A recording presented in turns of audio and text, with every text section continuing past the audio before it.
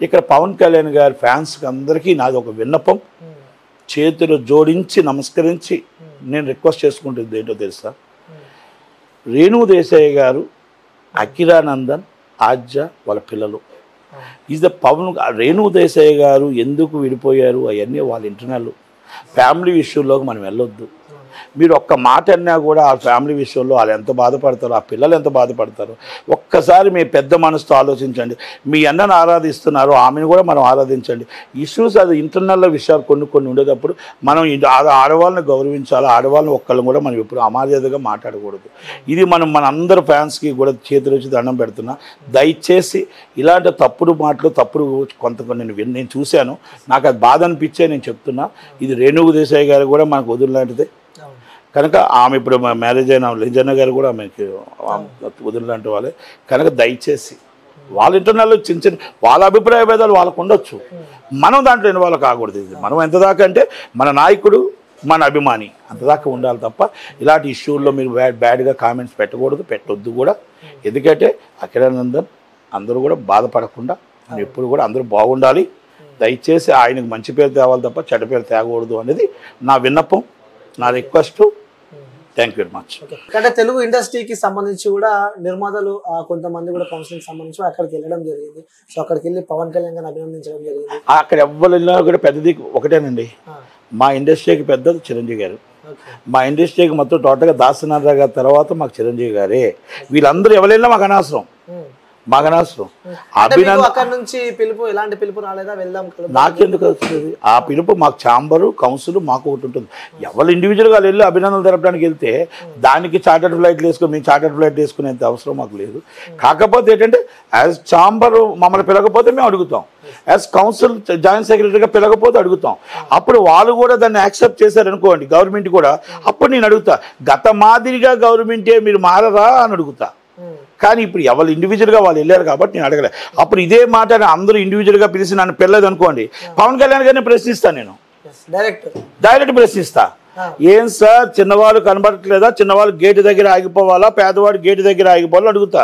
కానీ ఆ ఈ పాలనలో ఉండదు, ఈ కూటమిలో ఉండదు. ఎందుకంటే ఎప్పుడైతే వాళ్ళందరూ కలిపి వస్తున్నప్పుడు సక్కం మందే వచ్చి తక్కువ చిన్నవాళ్ళని ఎవరైనా తీసుకెళ్ళకపోతే ఆ రోజు చిరంజీవి గారు ఒప్పుకోలేదు. కనుక ఎట్టి పరిస్థితుల్లో ఆ విభజించు పాలించు దాంట్లో పవన్ కళ్యాణ్ గారి దగ్గర ఉండదు. మీరు ఇంకోటి నిన్న విన్నారో లేదో, ఇంతమంది బెంచ్ కారులతో వెళ్ళారు, మొత్తం టోటల్గా చార్టర్ ఫ్లైట్లతో వెళ్ళారు. కానీ ఆయన ఏంటో తెలుసా, వాళ్ళందరూ వెళ్ళి లోన కూర్చున్నారు, ఆయన బయట ఆగి సినీ కార్మికులు నించుంటే వాళ్ళ దగ్గర దిగి మెమోరాండం తీసుకున్నాడు. ఇది గొప్ప విషయమా? వాళ్ళందరూ కూర్చొని మొత్తం ఉదయం నుంచి రెడీ అయిపోయి కూర్చొని మొత్తం టోటల్గా అక్కడ అందరూ వెయిటింగ్ చేసింది, అది గొప్ప విషయమా? తీసుకోవడం చాలా గొప్ప విషయం కదా. అంటే ఆయనకి ఆలోచన ఏంటంటే సినిమా ఇండస్ట్రీకి, పేద ప్రజలకి, సినిమా నిర్మాతలకి, కార్మికులకి ఏ విధంగా చెయ్యాలి అని ఒక ఆలోచన ఆయనకు ఉంది. కొంతమంది గత గవర్నమెంట్ మాదిరిగా ఆ గవర్నమెంట్లో ఆ జెండా మార్చారు, ఈ గవర్నమెంట్లో ఈ జెండా మార్చారు, ఏ జెండాగా ఆ జెండా మార్చే కొంతమంది ఉన్నారు ఈ సినీ నిర్మాతలు. కొంతమంది ఉన్నారు, నో డౌట్. దాంట్లో జెండాలు మార్చే వాళ్ళు మా దాంట్లో ఉన్నారు, మమ్మల్ని విభజించే వాళ్ళు చాలామంది దాంట్లో ఉన్నారు. ఆ రోజు 2014లో చంద్రబాబు నాయుడు గారు తప్పుదావ పట్టించిన వాళ్ళు మా దాంట్లో ఉన్నారు. ఆ రోజు రాష్ట్రంలో అభివృద్ధి చెందాలి అంటే కేసీఆర్కి భయపడిన వాళ్ళు ఉన్నారు. మా దాంట్లో ఉన్నారని నేను చెప్తున్నా, గవర్నమెంట్ కాదు. ఎవరు బలైన వీళ్ళే ఉంటారు, వీళ్ళే ఉంటారు. అక్కడైనా మేమే, నేనే రాజు నేనే మంత్రులు, అక్కడైనా మేమే, ఇక్కడైనా మేమే, ఎక్కడైనా మేమని అంటారు కదా, అదే టైప్ వీళ్ళు. ఇప్పుడు మీరు ఒకటి వినండి, 2014 గవర్నమెంట్ వచ్చింది, ఇక్కడ కేసీఆర్ గారికి భయపడి మా ఆస్తులు పోతాయి అని చెప్పి చంద్రబాబు నాయుడు గారిని ఒప్పించి అప్పుడు డెవలపింగ్ అనేది కాకుండా ఆయన ఆపించింది. ఆయన వీళ్ళ మాట విన్నది తప్పు చేశారు. 2019 ఏం చేశారంటే అసలు వీళ్ళు అక్కడికి వెళ్ళలేదు, కొంతమంది వెళ్ళారు. నేను రెడ్డి మీరు రెడ్డి, నేను రాజు మీరు రాజు అని కొంతమంది వెళ్ళారు. ఆ వెళ్ళిన వాళ్ళందరూ యువి క్రైసిన్స్ అవ్వచ్చు, ఓకే దిల్రాజు గారు అవ్వచ్చు, మేబీ ఇంకా చాలామంది ఉన్నారు, పోసాని కృష్ణమురళి గారు, ఇస్ ఆలీ గారు, so many is the peoples ఉన్నారు. వాళ్ళందరూ వెళ్ళారు. వాళ్ళందరూ వెళ్ళి ఒక పథక ప్రకారం ప్లాన్ ఏం చేశారు, ఈ ఇండస్ట్రీని అవమానపరిచారు. చిరంజీవి గారిని మంచి చేసి మంచి వ్యక్తిని అవమానపరిచారు. అవమానపరిచిన దాంట్లో మా సినిమా ఇండస్ట్రీలో ఉన్నారు. బయట వాళ్ళు కాదు, మనం ఇండస్ట్రీని జగన్మోహన్ రెడ్డి గారిని అనొద్దు. మన జగన్మోహన్ రెడ్డి గారి సినిమా ఇండస్ట్రీని అవమానించిన మన దగ్గర కొంతమంది ఉన్నారు. ఈ పోసారి కృష్ణమూర్తి గారి, చిరంజీవి గారి విలువ తెలియదా? ఈ ప్రభాస్ గారి వాల్యూ తెలియదా? మహేష్ బాబు వాల్యూ తెలియదా? అల్లు అర్జున్ గారి వాల్యూ తెలియదా? వీళ్ళందరూ వాల్యూలు తెలియవా? మరి అలాగే ఆలీ గారికి తెలియదా? ఆలీ గారికి తెలియదా? రాజమౌళి గారి విలువ తెలియదా? అంటే వీళ్ళందరినీ కావాలని చేసిన ఇలాంటి వాళ్ళని ఏం చేయాలి? నమ్మక ద్రోహులు అంటారు. నమ్మక ద్రోహులు, కలమ్మ తల్లిని నమ్మించి మోసం చేసే వాళ్ళని ఏమంటారు? అది అవన్నీ మనం ఎదుటి వాళ్ళని అనేటప్పుడు మన దగ్గర ఎవరు ఇక్కడ మొత్తం టోటల్గా కోవిడ్లు ఉన్నారో చూసుకోవాలి. ఆ కోవిడ్లు 100% ఉన్నారు, నో డౌట్. ఏ రోజు ఒకటే చెప్తున్నాను, నేను ఇప్పుడు కూడా చెప్తున్నాను, మళ్ళా ఇండస్ట్రీ నుంచి ఒక ప్రోటోకాల్ ఉంటుంది. ఆ ప్రోటోకాల్ ప్రకారం ఛాంబరు, కౌన్సిల్ మీటింగ్ పెట్టుకొని కూర్చొని అందరినీ మాట్లాడుకొని ఆ మాటల్లో ఎంతమంది వెళ్ళాలి, ఎలాగెళ్ళాలి, ఫస్ట్ ప్రోటోకాల్ సీఎం గారు, సెకండ్ ప్రోటోకాల్ డిప్యూటీ సీఎం గారు, థర్డ్ ప్రోటోకాల్ లోకేష్ గారు, ఫోర్త్ ప్రోటోకాల్ దుర్గేష్ గారు. Is the protocol. అందరూ కలిపి అన్ని గ్రూపులు కలిపి మా కష్టం ఏంటి, విశాఖపట్నం ఎలా డెవలప్ చేసుకోవాలి, మేము ఎంప్లాయ్మెంట్ మాకు ఎంప్లాయ్మెంట్ ఎలాగవ్వాలి, మాకేమి కావాలి పరిశ్రమకి, ఇవన్నీ డిఫరెంట్ అన్నీ ఉన్నాయి. అవన్నీ మేము చేయడానికి అభినందనలు తెలపడానికి వెళ్తాం. అయితే ఎవరి ఇష్టం వచ్చినట్టు వాళ్ళు, ఇప్పుడు నేను వెళ్తున్నా లేదా ఇంకొకరు వెళ్తారు, వాళ్ళందరూ ఎవరికల్లా వెళ్ళొచ్చు. కాకపోతే గొప్ప వాళ్ళు కాబట్టి చార్టర్డ్ ఫ్లైట్ వేశారు కాబట్టి అందరూ ఒక పిఆర్ఓ వచ్చి all heroes and villains and మొత్తం టోటల్ వచ్చేస్తున్నారు అన్నాడు. ఇండస్ట్రీకి సంబంధించిన వ్యక్తులు అందరూ చర్చిస్తున్నారు అన్నాడు. అరవింద్ గారు ఏం చెప్పారు? మేము అభినందన తెలపడానికి వచ్చాం, మేము ఇండస్ట్రీ నుంచి చర్చించడానికి వచ్చాం. అదే కానీ అక్కడ కానీ లేదు మేము ఛాంబర్ నుంచి వచ్చామని ఉంటే, అందుకే నేను ముందు రోజు పెట్టాను మారరా మీరు అని అడిగాను.